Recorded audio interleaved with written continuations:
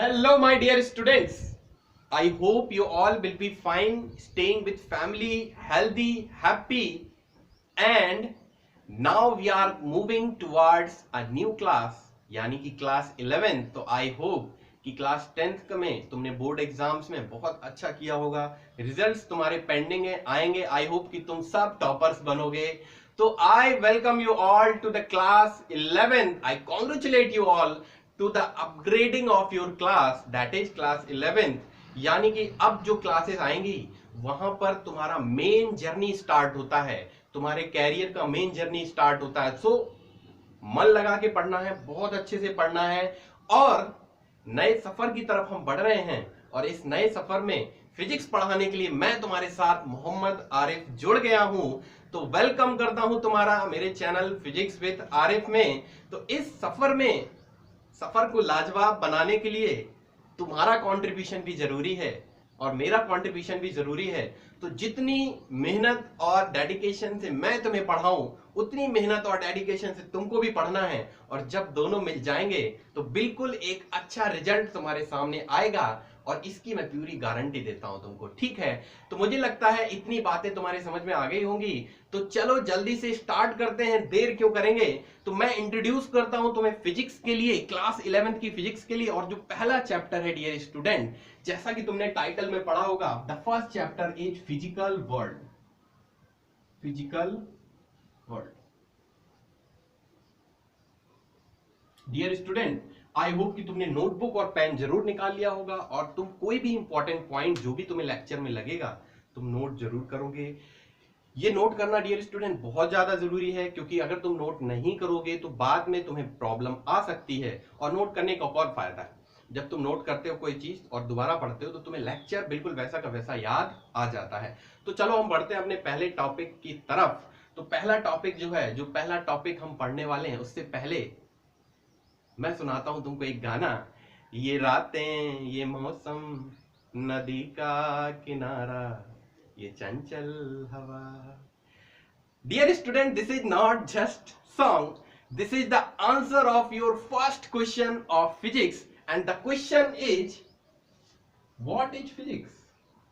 जो सबसे पहला क्वेश्चन है, व्हाट इज फिजिक्स। फिजिक्स का जो फर्स्ट क्वेश्चन है कि फिजिक्स क्या है, व्हाट इज फिजिक्स। तो जैसा कि मैंने तुम्हें सॉन्ग में बताया कि ये रातें, ये मौसम, नदी का किनारा, यानी कि हम अपने आसपास जो भी कुछ देख रहे हैं, हवाओं का चलना, पेड़ों की पत्तियों का गिरना, पेड़ से किसी फल का गिरना, तुम जिस कमरे में बैठे हो उसके फैन का चलना, कूलर का चलना, लाइट का जलना, जिस मोबाइल की स्क्रीन या लैपटॉप की स्क्रीन पर तुम मुझे देख रहे हो, तुम मुझे देख पा रहे हो, उसका रीजन, ये सब कुछ क्या है, physics. Everything is physics for me and now for you. Physics should be the world and world should be the physics, ठीक है। तो फिजिक्स का जो स्कोप है डियर स्टूडेंट, मैं ये बताने की तुम्हें कोशिश कर रहा हूं कि फिजिक्स का जो स्कोप है, जो सब्जेक्ट का स्कोप है, सब्जेक्ट क्या डिमांड करता है। सब्जेक्ट का डिमांड ये है कि जो भी हमारे आसपास का नेचर है, जो भी कुछ हो रहा है, कार चल रही है, लोग चल रहे हैं, साइकिल जा रही है, जो भी कुछ हो रहा है हमारे आसपास नेचर में, जो भी कुछ घट रहा है, जो भी कुछ हैपनिंग चल रही है, वो सारी चीजें किसी ना किसी रीजन की वजह से हो रही है। कोई ना कोई लॉज है वहां पे, और उन लॉज की स्टडी करने को ही हम एक सब्जेक्ट का नाम देते हैं, जिसको हम क्या बोलते हैं, फिजिक्स। तो सबसे पहला जो हेडिंग तुमने डाला है वो डाला है व्हाट इज फिजिक्स, और इसका आंसर क्या हो गया। आई होप कि अब तुम खुद से आंसर लिख सकते हो। The study of laws of nature, यानी कि नेचर कैसे वर्क करता है, क्या करता है, कैसे सारी जो प्लैनेट्स हैं, अर्थ है, सन है, कैसे रिवॉल्व हो रहे हैं, नेचर के अंदर जो भी कुछ हो रहा है। The study of laws of physics, laws of nature, laws of physics मतलब क्या, लॉज ऑफ नेचर, हम क्या बोलेंगे उसको, is called as physics, as simple as that. क्या मेरी बात समझ में आ रही है कि फिजिक्स क्या है। The study of laws of nature is called as physics. अब बात आती है कि ये फिजिक्स हम तक पहुंचाई किसने। This is done by great scientist. जो भी हमारे साइंटिस्ट हुए हैं अब तक उन्होंने क्या काम किया है, इन लॉज को पहचाना है और पहचान के हम तक पहुंचाया है। ठीक है, दे कॉन्ट्रीब्यूटेड फॉर द सोसाइटी, उन्होंने सोसाइटी को यह बताया है कि नेचर में जो भी कुछ हो रहा है वो क्यों हो रहा है, कैसे हो रहा है, लॉज बनाए हैं। अगर मैं किसी एक साइंटिस्ट की बात करूं तो सबसे पहले जो मेरे दिमाग में नाम आता है वो है न्यूटन, सर आइजैक न्यूटन। जो भी हम क्लास 11th में, मैं तुमको बताऊं डियर स्टूडेंट, अगर जो भी हम क्लास 11th में फिजिक्स पढ़ेंगे उसका ज्यादातर part, most of the part Newtonian physics होगा, यानी कि वो फिजिक्स होगी जो न्यूटन ने बताई हमको। हम न्यूटन के बारे में डिटेल में पढ़ेंगे। और चाहो तो तुम आज बायोग्राफी पढ़ना न्यूटन की, क्योंकि न्यूटन की बायोग्राफी पढ़ोगे तो तुम्हें और भी ज्यादा इंटरेस्ट आएगा आगे फिजिक्स पढ़ने में, क्योंकि आगे जितने भी लॉज हम पढ़ने वाले हैं न्यूटन लॉज में ही बेस्ड होंगे। ठीक है, तो मैं बता रहा था तुम्हें कि what is physics, this is the first question and the first heading of your first chapter of class 11 physics। अगर मैं थोड़ा सा और डिटेल में इसको समझाने की कोशिश करूं, थोड़ा सा और एक बहुत ही ज्यादा रफ एग्जांपल के साथ तुमको बहुत ही इजी एग्जांपल के साथ समझाने की कोशिश करूं, तो अगर तुम लोगों में से किसी ने प्लेइंग कार्ड्स खेले क्या कभी? अरे बताओ भाई, प्लेइंग कार्ड्स क्या होते हैं? 4 टाइप के होते हैं। ऐसे एक डायमंड होता है, स्पेड होता है, ठीक है, नाम ही लिख दे रहा हूं यार, क्या डायग्राम बनाऊंगा। डायमंड होता है, स्पेड होता है, ठीक है। इस तरीके से वहां पे क्या होते हैं, 52 कार्ड्स होते हैं। जिन्होंने खेला होगा उनको पता होगा 52 कार्ड्स होते हैं इस तरीके से, और 52 कार्ड्स में गेम होता है पूरा। तो मैंने कहा कि एक एग्जांपल तुमको ऐसे बता रहा हूं कि मान लो कि एक यहां पे राज है, कोई भी हो सकता है, और यहां पे सिमरन, दोनों खड़े हुए हैं।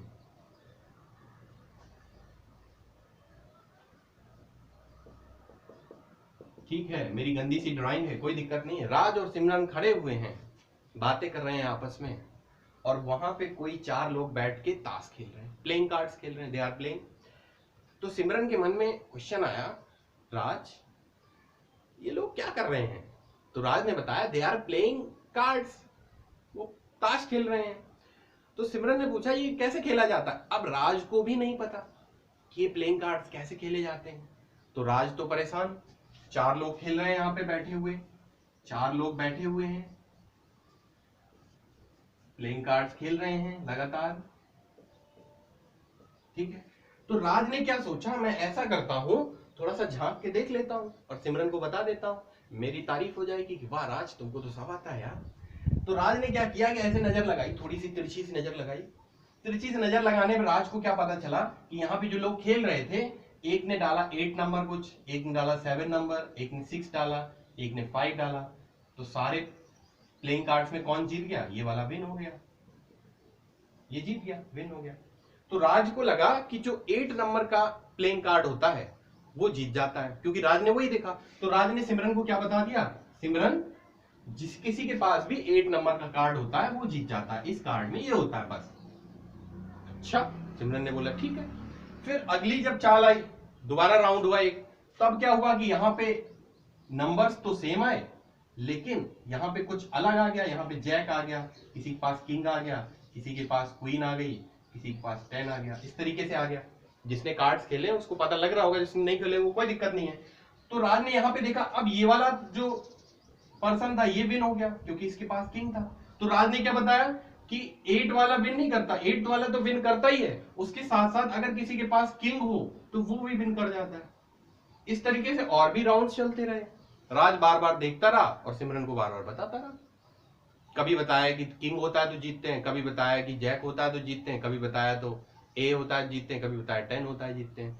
तो ये सारे लॉज धीरे धीरे सिमरन को बता दिए। इसी तरह डियर स्टूडेंट, अब फिजिक्स में क्या होता है कि ये जो हो रहा है, ये जो गेम है प्लेइंग कार्ड्स का गेम है, ये प्लेइंग कार्ड्स का गेम बेसिकली नेचर है। नेचर अपने आप से कुछ ना कुछ करता रहता है, कोई ना कोई गतिविधियां लगातार चलती रहती हैं, कुछ ना कुछ होता रहता है अपने आप। नेचर का अपना गेम है, जैसे ये प्लेइंग कार्ड का गेम है, नेचर का अपना गेम है। अगर नेचर का अपना गेम है तो यहां पे ये जब नेचर है तो ये कौन है? These are scientist. साइंटिस्ट क्या कर रहे हैं? जस्ट ऑब्जर्व कर रहे हैं। किसको ऑब्जर्व कर रहे हैं? नेचर। वो नेचर को देख रहे हैं और नेचर को देख के हमें कुछ कुछ बता रहे हैं, और ये जो सब कुछ बता रहे हैं, these are laws of nature. These are what? Laws of nature. और इन्हीं लॉज ऑफ नेचर को हम क्या बोलते हैं? फिजिक्स। और ये सिमरन कौन है? दीज आर वी, हम बेचारे लोग, वी पीपल। क्या मेरी बात समझ में आ रही है? जो साइंटिस्ट है वो बेसिकली क्या कर रहे हैं? एक गेम चल रहा है पूरे नेचर में, पूरे ब्रह्मांड में, पूरे यूनिवर्स में, पूरे स्पेस में एक गेम चल रहा है। अर्थ घूम रही है सन की तरफ, चारों तरफ रिवॉल्व हो रहे हैं, मून रिवॉल्व कर रहा है अर्थ के चारों तरफ, एक गेम हो रहा है। और ये गेम को ऑब्जर्व कौन कर रहा है? साइंटिस्ट। साइंटिस्ट बैठे हैं, ऑब्जर्व कर रहे हैं, कुछ नहीं उनको काम, और कोई काम ही नहीं है, यही काम है, ऑब्जर्व कर रहे हैं। और ऑब्जर्व करके किसको बता रहे हैं? हम पब्लिक को बता रहे हैं। और पब्लिक क्या बोलती है उसको? फिजिक्स। पब्लिक क्या बोलती है उसको? फिजिक्स। इन्हीं लॉज ऑफ फिजिक्स को हम क्या बोल रहे हैं? नेचर्स को। लॉज ऑफ नेचर्स को क्या बोल रहे हैं? फिजिक्स। तो आई होप कि व्हाट इज फिजिक्स, अब अगर तुमसे कोई पूछेगा तो मुझे नहीं लगता तुम जवाब देने में बिल्कुल भी हिचकिचाओगे, बड़ी आसानी से आंसर दे सकते हो। मैंने 2-3 बहुत ही सिंपल और इंटरेस्टिंग एग्जांपल तुमको बताए। तो अब हम बढ़ते हैं अपने नेक्स्ट टॉपिक की तरफ, जो कि है नेक्स्ट टॉपिक, हेडिंग लगाओ, हेडिंग लगा लो बच्चे। कौन सी हेडिंग लगा लें? हेडिंग लगा लो scope of physics. Scope of physics यानी कि ये जो एनसीईआरटी की बुक है हमारे पास, स्कोप ऑफ फिजिक्स जो यहाँ पे टॉपिक का नाम है, यहां से जो एनसीईआरटी है बुक है, हमें ये बताना चाहती है कि बेसिकली फिजिक्स का सिलेबस क्या है, हम आगे क्लास 11th एंड 12th में क्या क्या पढ़ने वाले हैं। डियर स्टूडेंट, अगर मैं बताऊं तुमने साइंस को चूज किया है क्लास 11th और क्लास 12th के लिए, तो साइंस की अगर मैं बात करूं तो physics is the king of science and mathematics is the queen of science. यानी कि मैथ के बिना फिजिक्स का कुछ नहीं हो सकता, यानी mathematics is very very necessary for physics. थोड़ी बहुत मैथमेटिक्स आनी चाहिए, but physics is the king of science, ऐसा कहा जाता है। तो ये जो स्कोप ऑफ फिजिक्स वाला टॉपिक है, इसमें बेसिकली हमें ये समझना है कि क्या क्या हम पढ़ने वाले हैं। जो डिवीजन किया गया फिजिक्स का, जो डिवीजन किया गया डियर स्टूडेंट, इस तरीके से डिवाइड किया गया है सारी चीजों को कि हमें आसानी रहे पढ़ने में। तो मैं थोड़ा डिवीजन बताता हूं, ध्यान से देखना। सबसे पहले आता है क्लासिकल फिजिक्स। क्लासिकल फिजिक्स, उसके बाद आता है इलेक्ट्रोमैग्नेटिज्म। इसको 2 पार्ट में ही डिवाइड कर लेते हैं, क्लासिकल फिजिक्स और मॉडर्न फिजिक्स। ठीक है, क्लासिकल फिजिक्स बोलते हैं डियर स्टूडेंट जो पुरानी फिजिक्स है। कितनी पुरानी? 200-250 साल पुरानी, यानी कि 250 ईयर्स, 300 ईयर्स ओल्ड।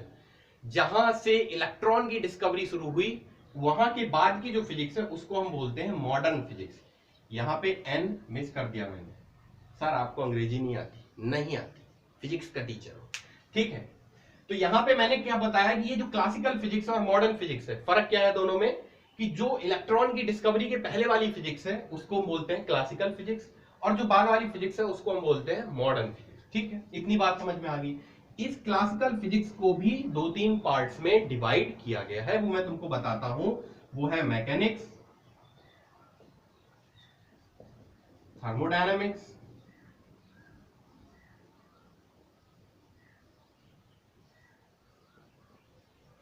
इलेक्ट्रोमैग्नेटिज्म,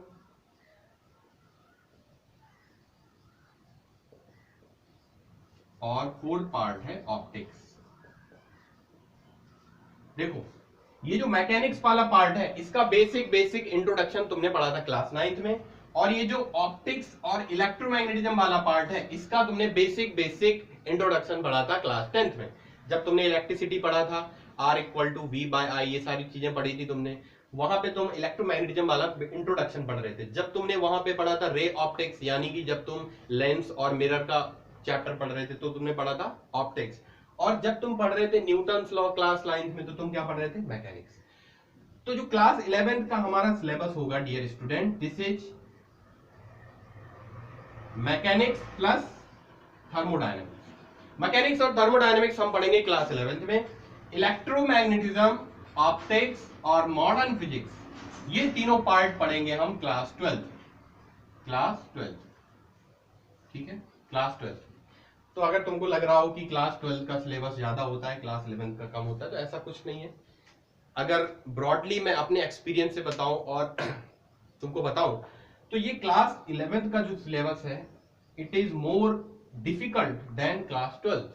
ऐसा इसलिए होता है डियर स्टूडेंट, लेट मी से फ्रैंकली, तुमने क्लास 10th में जो पढ़ाई की है उसका जो लेवल होता है सीबीएसई के हिसाब से, वो बहुत ज्यादा बेसिक होता है। जब तुम क्लास 10 से क्लास 11th में आते हो तो बहुत सारी चीजें बहुत ज्यादा स्पीडली एक्सपोनेंशियली जंप करती हैं डिफिकल्टी लेवल में। तो ऐसा लगता है कि बहुत ज्यादा डिफिकल्ट हो गया, लेकिन तुमको टेंशन लेना नहीं है। तुमको क्या रहना, चिल रहना तुमको, क्योंकि मैं पढ़ा रहा हूं तुम्हें फिजिक्स, और फिजिक्स तुमको डिफिकल्ट नहीं लगे इसके लिए मैं तुम्हें पूरी गारंटी देता हूं।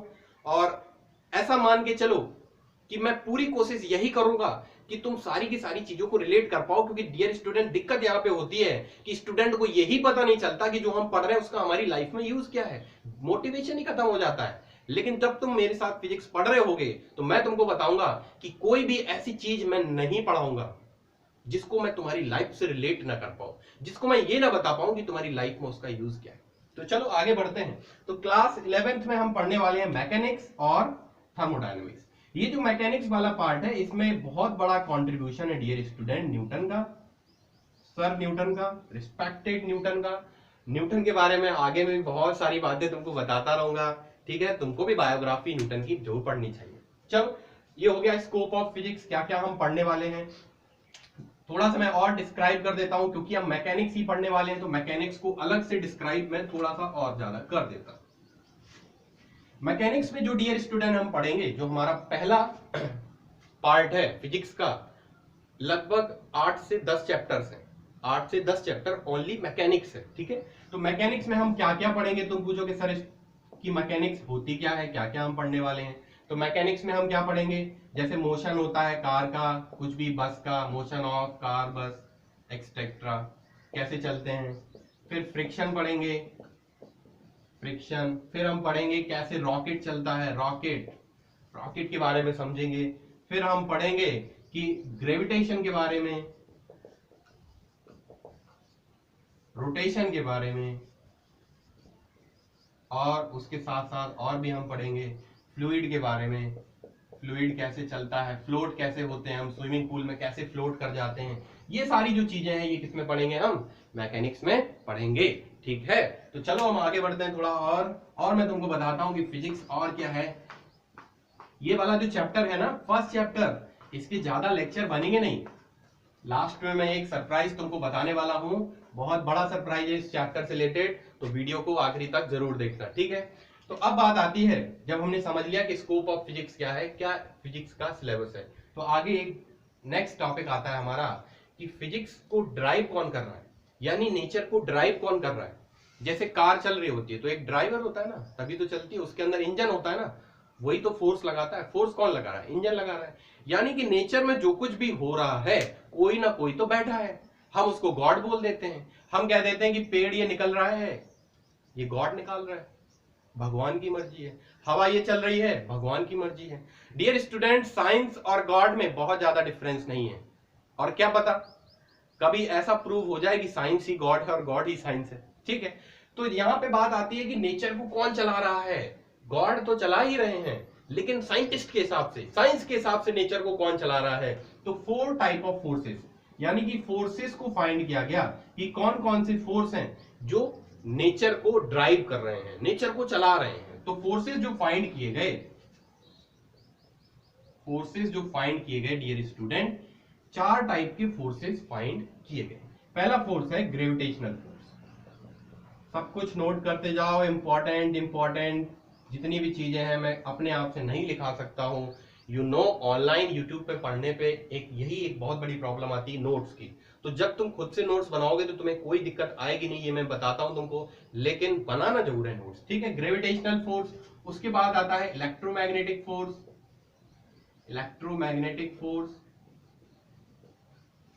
उसके बाद आता है स्ट्रॉन्ग न्यूक्लियर फोर्स, और लास्ट में वीक न्यूक्लियर फोर्स। सारे फोर्स को मैं डिटेल में भी बताता हूं तुमको, सारे फोर्स से इंट्रोडक्शन कराऊंगा, कैसे कैसे कौन से फोर्स होते हैं, कैसे वर्क करते हैं।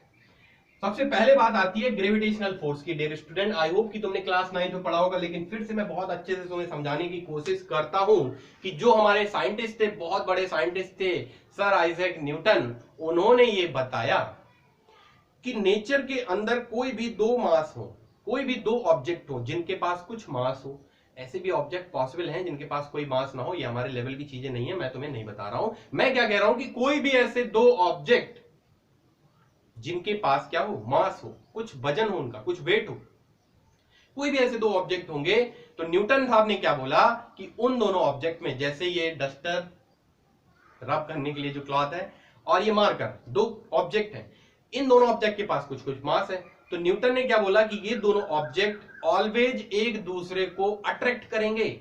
बिल्कुल। और ये जो लॉ बताया उन्होंने, ग्रेविटेशन लॉ, ये बताया कि यूनिवर्सल लॉ है, ये हर एक जगह एप्लीकेबल है। तुम अपने घर पे बैठे हो, कुर्सी पे बैठे हो, चेयर पे बैठे हो, सोफे पे बैठे हो, तो तुम्हें अट्रैक्शन है। किसका अट्रैक्शन है? तुम और सोफा एक दूसरे को अट्रैक्ट कर रहे हो। तुम बगल बगल में एक दो लोग खड़े हुए, दो पर्सन कोई भी खड़े हुए हैं, दोनों एक दूसरे को अट्रैक्ट कर रहे हैं। फिर तुम पूछोगे सर अगर ये अट्रैक्ट कर रहे हैं तो एक दूसरे से चिपक क्यों नहीं जाते? कितना मजा आता कि अगर हम चल रहे हैं, चलते चलते चिपक जाते किसी से। नहीं, ऐसा नहीं होता। उसका रीजन है क्योंकि डियर स्टूडेंट, जो फॉर्मूला बताया गया फोर्स का, ग्रेविटेशनल फोर्स का फॉर्मूला क्या बताया गया? G m1 m2 by R square. इसमें जो G की वैल्यू होती है, यूनिवर्सल ग्रेविटेशनल कांस्टेंट, इसकी वैल्यू होती है 10 to the power -12, 10 to the power -12 के ऑर्डर की। मतलब इतना ज्यादा कम। अब मास कितना हो सकता है किसी पर्सन का? 100 केजी, 100 केजी। यहाँ पे 100 इंटू 100 भी रखोगे तो कितना आएगा? 10 टू द पावर 4। और 10 टू द पावर 4 में कितना बचेगा? 10 टू द पावर -8। इतना कम वेट होने की वजह से, इतना कम फोर्स होने की वजह से हमारे बीच का जो फोर्स है हमें पता नहीं लगता, निग्लिजिबल हो जाता है। तुम अपने घर पे बैठे हो लेकिन तुम प्लूटो पे फोर्स लगा रहे हो, तुम मून पे फोर्स लगा रहे हो, तुम सन पे फोर्स लगा रहे हो, लेकिन तुम्हारा जो फोर्स है इतना कम है, इतना कम है कि जीरो है, निग्लिजिबल है। समझ में आ रही है मेरी बात? इसी तरीके से सन और अर्थ पे फोर्स लगाता है क्योंकि अर्थ इज वेरी बिग, उनका जो मास है वो बहुत ज्यादा है। बहुत ज्यादा मास होने की वजह से वो इसको नलीफाई कर लेते हैं और फोर्स हमें मिल जाता है। तो दिस इज ग्रेविटेशनल फोर्स, जो कि किसी भी दो ऑब्जेक्ट के मास के बीच में लगता है। नेक्स्ट जो हमारे पास फोर्स आता है dear student, that is electromagnetic force. Electromagnetic force किसके बीच में लगता है तुम पूछोगे?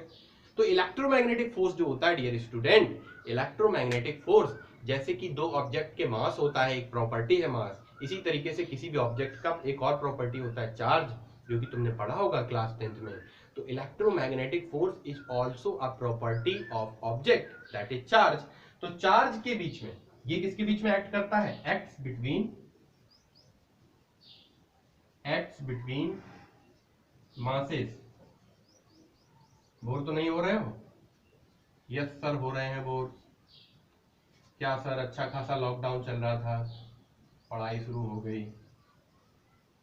एक्ट्स बिटवीन चार्जेस, ठीक है, याद रखना, एक्ट्स बिटवीन चार्जेस। और इसका फॉर्मूला क्या होता है? जैसे ये F equal to G m1 m2 पर आर स्क्वायर होता है, इसी तरीके से ये F E इक्वल टू लिख दे रहा हूं मैं, electromagnetic force E equal to K Q1 Q2 upon R square होता है, यानी कि charge 1 into charge 2 upon distance का स्क्वायर। हम जब सिर्फ अभी बेसिक इंट्रोडक्शन कर रहे हैं, ये सारी चीजें हम पढ़ेंगे बाद में बहुत डिटेल में, बिल्कुल समझ में आया। अभी बस ये समझ लो कि जैसे हम ग्रेविटेशनल फोर्स लिखते हैं, ये कांस्टेंट होता है, यहाँ पे भी एक कांस्टेंट होता है, मास होता है m1 m2, यहाँ पे भी चार्ज होता है Q1 Q2, और ये होता है आर स्क्वायर। ठीक है, ये एक्ट बिटवीन मासेस होता है, ये एक्ट बिटवीन चार्जेस होता है। उसके बाद आता है strong nuclear force. Dear student, कोई भी दो न्यूक्लियस में क्या होता है? इलेक्ट्रॉन होते हैं, प्रोटॉन होता है, न्यूट्रॉन होता है।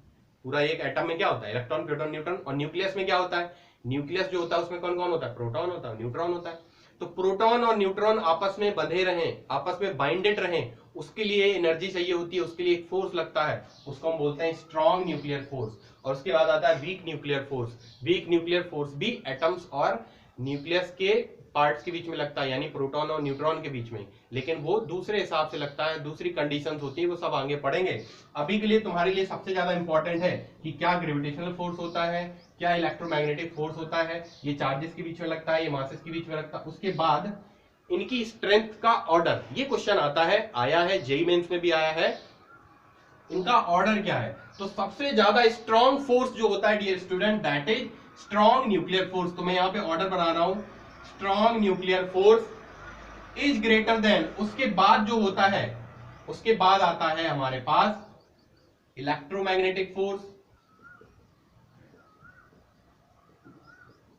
उसके बाद आता है weak nuclear force, weak nuclear force, और सबसे ज्यादा स्मॉल यानी कि सबसे कम स्ट्रेंथ होती है ग्रेविटेशनल फोर्स की, ग्रेविटेशनल फोर्स। ठीक है, तो ये ऑर्डर याद रखना, ये ऑर्डर से रिलेटेड क्वेश्चन आते हैं। तो आई होप जो भी मैंने तुमको आज बताया, फिजिक्स से रिलेटेड इंट्रोडक्शन कराया, फिजिक्स का कुछ फोर्सेस के बारे में बताया, नेचर के बारे में बताया, तुमको अच्छे से समझ आया होगा। This is the end of chapter 1 that is your physical world. यहां से बहुत ज्यादा questions board exam JEE mains में नहीं आते हैं, यही सरप्राइज था जो मैं तुमको आखिरी में बताने वाला था कि इस चैप्टर से कोई क्वेश्चन नहीं आता, लगभग नहीं आता है। फिर क्यों पढ़ा हमने? जब क्वेश्चन ही नहीं आता तो क्यों पढ़ा रहे हो सर? वो इसलिए पढ़ा रहे हैं कि बेसिक अंडरस्टैंडिंग हो जाए। तुमको लेक्चर में मजा आया होगा आई होप।